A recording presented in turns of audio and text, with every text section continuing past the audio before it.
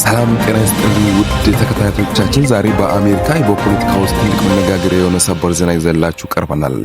የአሜሪካ ሴኔት ፕሬዝዳንት ዶናልድ ትራምፕ በቬንዙዌላ ላይ ያላቸውን ጦርነት ስልጣን ወይም ዋር ፓወር ለመገደብ የቀረበውን የሕግ ረቂቅ በከፊል አጽድቀዋል። ይህ ውሳኔ የመጣው በቬንዙዌላ ፕሬዝዳንት ኒኮላስ ማዱሮ በአሜሪካ ልዩ ኃይሎች በቁጥጥር ስር ከዋሉ ከጥቂት ቀናት በኋላ ነው። ክብራትና ክብራን ዝርዝሩን አብረን እናያለን። ውሳኔው ዛሬ የአሜሪካ ሴኔት በ52 ለ47 ድምፅ የፕሬዝዳንት ትራምፕ ወታደራዊ እርምጃ የመውሰድ ስልጣን የሚገድብ ውሳኔ አሳልፏል። ባለፈው ቅዳሜ የአሜሪካ ጦር በቬንዙዌላው ካራካስ ድንገተኛ ጥቃት በመፈጸም ኒኮላስ ማዱሮ በቁጥጥር ስር አውሎ ወደ ኒውዮርክ ለፍርድ አምጥቷቸዋል። ይህ እርምጃ ያለ ኮንግረሱ ፍቃድ ከመደረጉ ብዙ የሕግ መወሰኛ ምክር ቤት አባላትን አስቆጥቷል።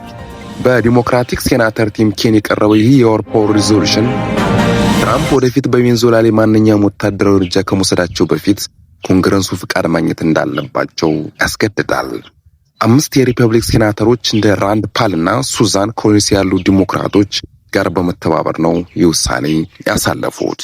ትራምፕ በበኩላቸው ኮንግረሱ ሚስጥር ያባክናል በሚል ጥቃቱ መረጃ እንዳልሰጡ ገልጸዋል።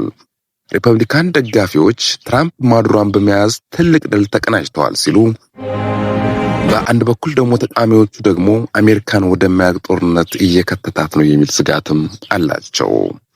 ይህ ረቂቅ ሕግ አሁን ወደ ተወካዮች ምክር ቤት ወይም ሃውስ ኦፍ ሪፕሬዘንታቲቭ ይሄዳል።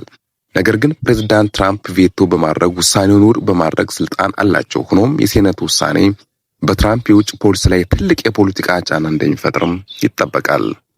ወራትካውና ክብራን እናንተስ ምን ትላላችሁ? ትራምፕ ቬንዙዌላ ላይ የወሰዱት እርምጃ ትክክል ነው ወይስ የኮንግረሱ ሊገደባቸው ይገባል? ሐሳባችሁን በኮሜንት መስጫ ላይ አስፍሩልኝ። ቪዲዮውን ላይክ እና ሰብስክራይብ ማድረጋችሁ እንዳትረሱ። በቀጣይ ቪዲዮ እስከምንገናኝ ቸር ቆዩልኝ።